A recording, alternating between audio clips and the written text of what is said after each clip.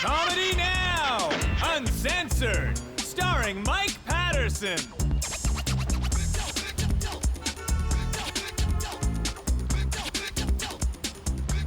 Please welcome Mike Patterson!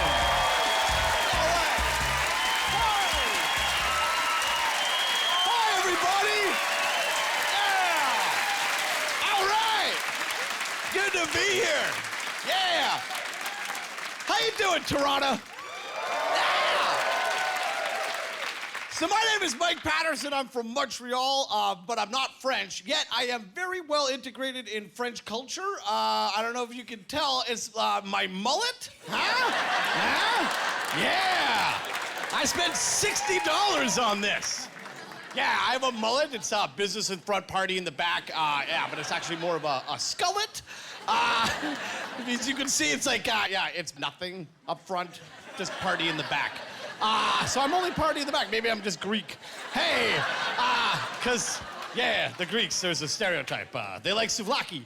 That's an anal sex joke. All right, so before I start my special, is anybody here in the crowd an American? Do we have any Americans in the crowd?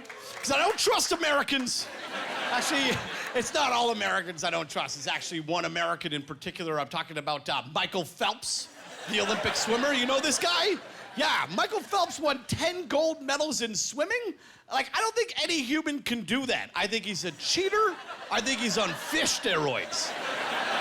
You know how I know this? You know how I know this? Because the way Michael Phelps talks. Have you ever heard him talk? He's like, well, I'm very good at the swimming. I can swim forwards. I can swim backwards. I can swim like this. Once I'm in the water, I'm unstoppable.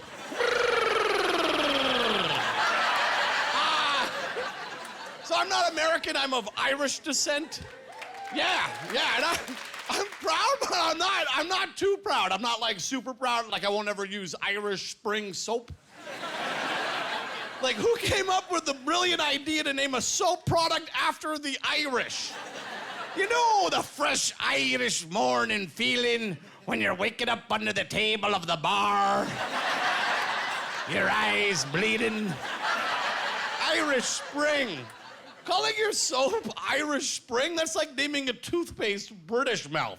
You know what I mean? You apply the fluoride and then your teeth fall out. Or you come out with a deodorant named French Armpit. You're like, smell my pit. It smells like a river in Paris. So just to get things straight with the studio audience, I do have a girlfriend. Yeah, thank you. Yeah, you should be happy about that. I am the last thing you want at the end of the night hitting on you. I'm very lucky. I'm dating a farm girl from Calgary, Alberta, Canada.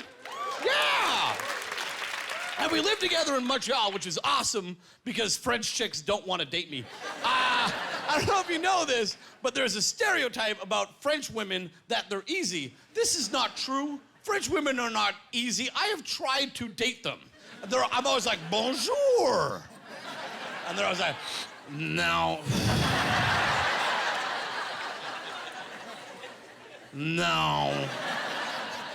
No, Mike, no.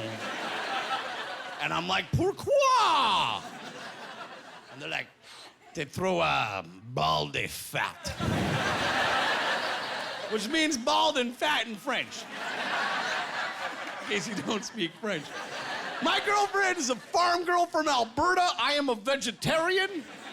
Yeah, I don't eat meat. I know I don't look like I don't eat meat. This guy's staring at me. He's like, that's the fattest freaking vegetarian I've ever seen. I know what you're thinking, bro. You're like, that guy eats a lot of salad. Which I do, right? I love salad. It's the best, man. Oh, my God. I just eat croutons that are the size of my head. Oh, man, this is a true story, bro. For my birthday, my girlfriend, she got me a crouton maker for my freaking birthday. I freaked out, man. I was like, what? Crouton? I wake up, it's my birthday. I'm like, what's going on? It's my birthday? Where's my present, right? Like you do, everybody does on their birthday, right? I go into the living room. What is in the living room? This giant machine, and out comes this giant crouton. I'm like, crouton maker? For me? No! I freaked out, bro. I was like, what the? It's a crouton maker for me!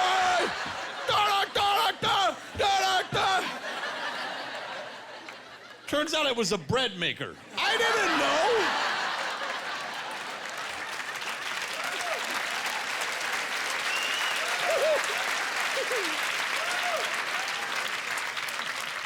I got her a present too. Got her the Kama Sutra. It's a book. The Kama Sutra is a mysterious book written by ancient Indian sex masters about positions. And I got it for my girlfriend.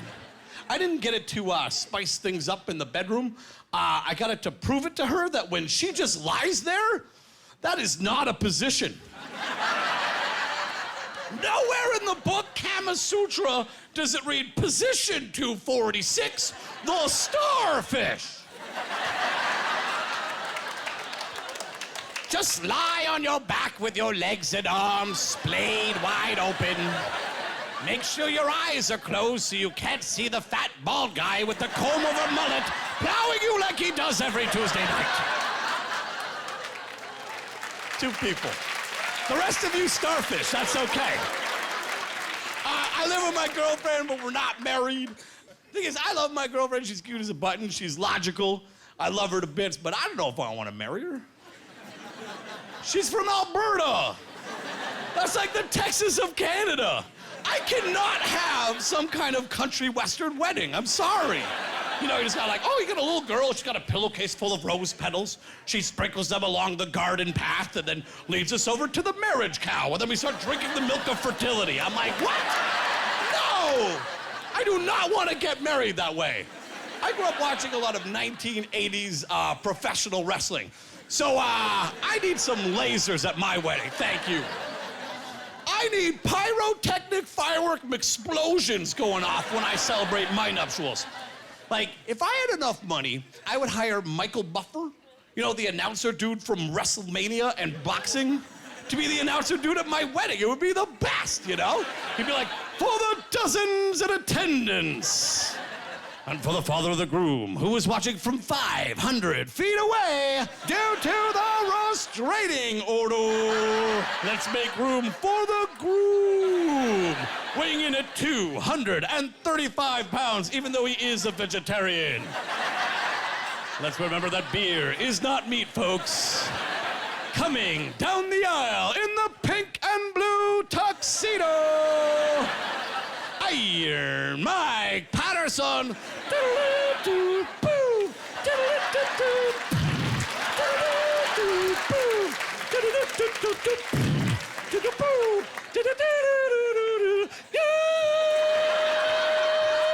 It's your final countdown.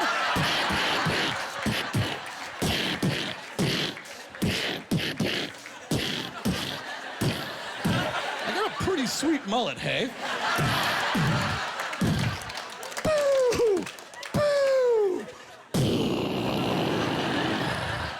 That is the way I need to get married.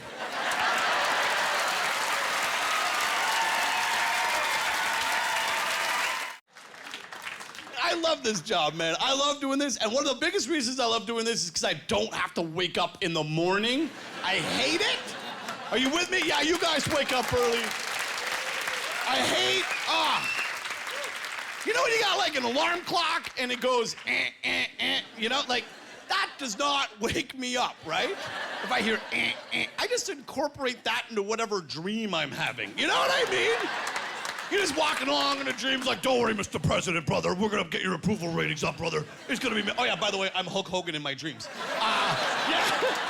I'm like, don't worry about it, brother.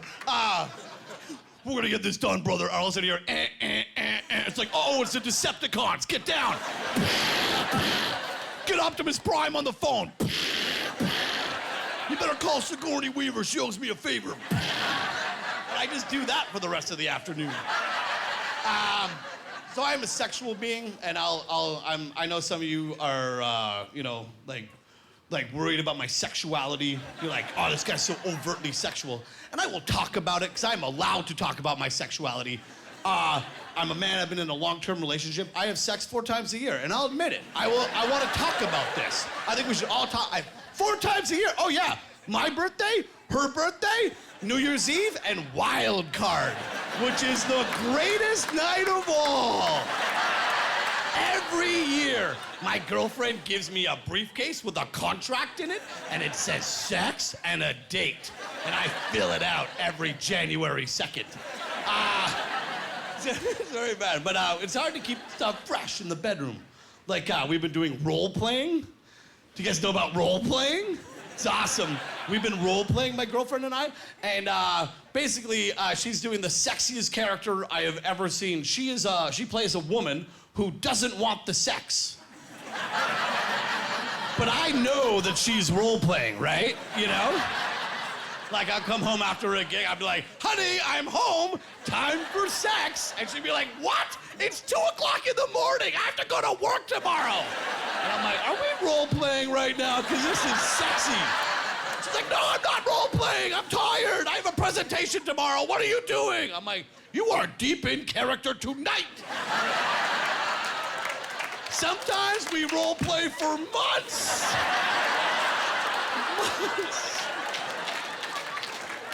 I went to Metcalfe, Ontario recently. Very glamorous, very glamorous. I headlined their mushroom festival, and it was the most disappointing mushroom festival I have ever been to, by the way. I just sat down at this show eating mushroom after mushroom. I did not get high at all. It was just a farmer's harvest. I was like, what is this? The only high I got was from the poop I had the next morning. From the fiber! I'm also available to go talk to the kids at the schools if you need me. Which is great. I always go to I love it. It's a great job. You go to the high schools, you're like, yeah, stay in school, bitches. Then they give you money and you leave. It's a great job. But I don't know if it's my career is getting worse or the school system is getting worse. But I used to perform in nice high school auditoriums.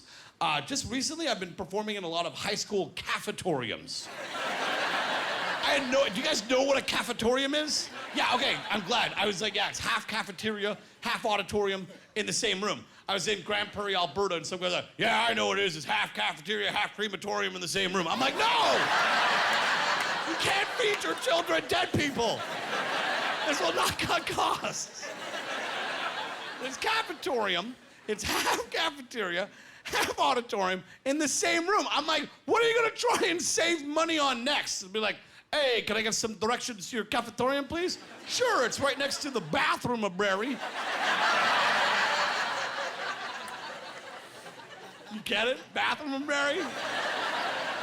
All right, it's dumb, I know. Bathroom, Brary is dumb. But if you gotta go number 2, you got something to read. Huh? Yeah, come on. It's good to be on television. It's good because a lot of television shows suck. Like it's all reality shows these days, and I can't stand. I remember the first reality show ever, Survivor. This was like a billion years ago, and I'm just like, what is this? This isn't a real show. This isn't reality. Survivor. You know what would be a real reality show? How about Welfare Survivor? You know, you get 20 dudes, put them in some dilapidated old ghetto apartment. They get $400 a month to survive on. And every week, one person from the tribe gets voted into the job market. He's like, what? Where's my check? Every job I've ever had, they fired me from. And I don't know, yeah, have you ever been fired, bro? Oh, man, okay, so it's just me. Thanks a lot for making me look like a douchebag. No, I'd always get fired. Every job I had, it sucked, you know? They'd be like, you didn't show up for work last week, Mike, you're fired. It's like, hey, Mike, I know it's casual Friday, but you still gotta wear pants. It's like, I'm trying to make the donuts here, what? I'm not making the donuts with my cock, bro. You're a pervert. The last big job I thought I was gonna have, I thought it was gonna be a rap battler. Do you guys know about rap battling? Yeah, I'm from the 90s. Back in the 90s, we had something called hip hop. I don't know what happened to it. Rap battling is when 2 rappers are together in a room and they face off against each other with their rhymes. Whoever has the best rhymes is the winner. Like, I saw that movie 8 Mile with Eminem, and I looked at that, I'm like, this is the rest of my life. I got me one shot. I got to take it. I would rap battle everybody, everywhere. Like, I'd go to like a grocery store, I'd get a loaf of bread for my salads, I'd just be like, yo, shopkeep. I could pay for this loaf of bread, sucker. Or we could rap battle for it. Let's throw down, biatch. He's like, are you on mushrooms? Get out of my store. I'd be like, but I need that bread. I have to make a salad later. I even tried to rap battle my landlord for the rent. And I lost, too, which was so embarrassing. I was pretty sure I could win, like he was from Sri Lanka. Singham was like a Sri Lankan man living in Quebec. Like, English had to be his third language. You know what I mean? I just accosted him in the laundry room. I was like, yo, because I crunk whenever I do it, right? Whenever I rap it, I was like, yo, Singham, yo, Singham, you can't rap like this, Bazachin. What? Yo, Singham, you can't even speak English for shizzle, my nizzles are sizzling because it's getting hot in here. I thought that was pretty good. Singham looked at me, he's like, let me tell you something, buddy. Your rapping style is muddy. You won't pay the rent because my styles are heaven sent. Your signatures are legible. I think you're a dink, and I found all the vegetables that are in your kitchen sink. You call yourself an MC, but I think you're just a fink. Who will win this competition? It is me, I think. Oh, damn it!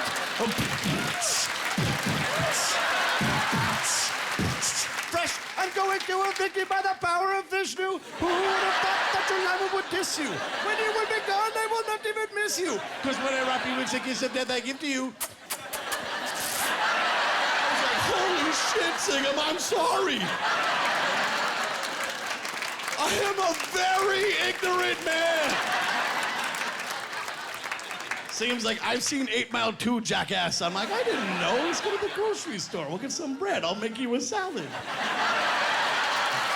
That is an absolutely true story.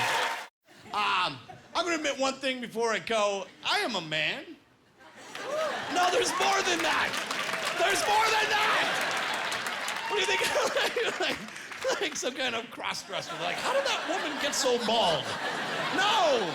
There's more to that. I'm trying to finish my comedy special here. I am a man who has never seen the movie Brokeback Mountain. You saw it, dude? Oh, okay. I thought you were like, I am a big fan of Brokeback Mountain. I have a razor blade tattoo on my back that says Brokeback. And no, you didn't. I didn't see it either, bro. I didn't see it. Yeah, and it's not. Yeah, and it's not because of the whole homosexual thing. Like, I live in Montreal. I went to theater school. You know, let's be honest here. I just didn't like it because it's a Western, and I love cowboy movies. Like, Clint Eastwood's Unforgiven. Did you see that, bro? Yeah, Clint Eastwood. Yeah, he's the guy from Space Cowboys. Clint Eastwood, he's a super killer, whiskey-drinking cowboy killer fucker dude, you know? And he whispers. That's what he does. It's like, I kill people, and I whisper. And then he stops for the love of a woman. He's like, I'm not gonna kill anyone anymore. I'm gonna raise a farm and a family. I'm still gonna whisper, but I'm gonna do it nice like. And then Morgan Freeman, his best friend, gets killed by Gene Hackman. He's like, F it, I'm killing people again. The guy walks through a town and shoots everybody. That doesn't happen in Brokeback Mountain. There's no shooting. Okay, there's some shooting, but I'm talking about a different kind of gunplay here, people.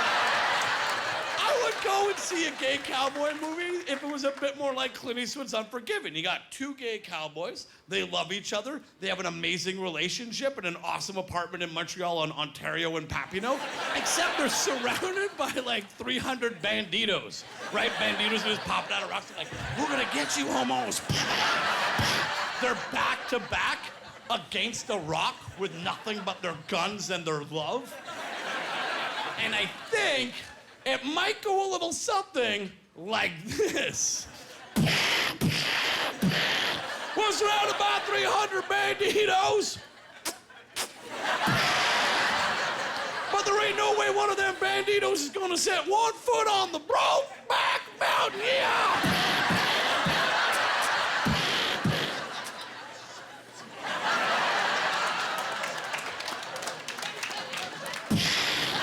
I can't quit you, Steve!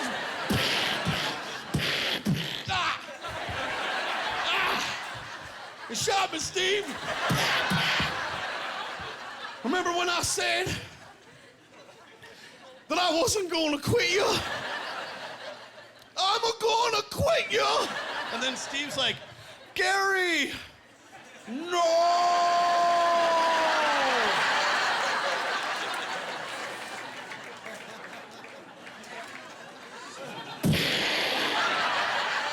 I'm all out of love. I'm so lost without you. I know you were right.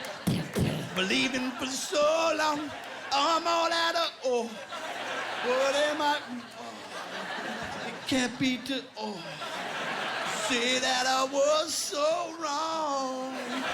That is a gay cowboy movie I would like to see. Thank you very much.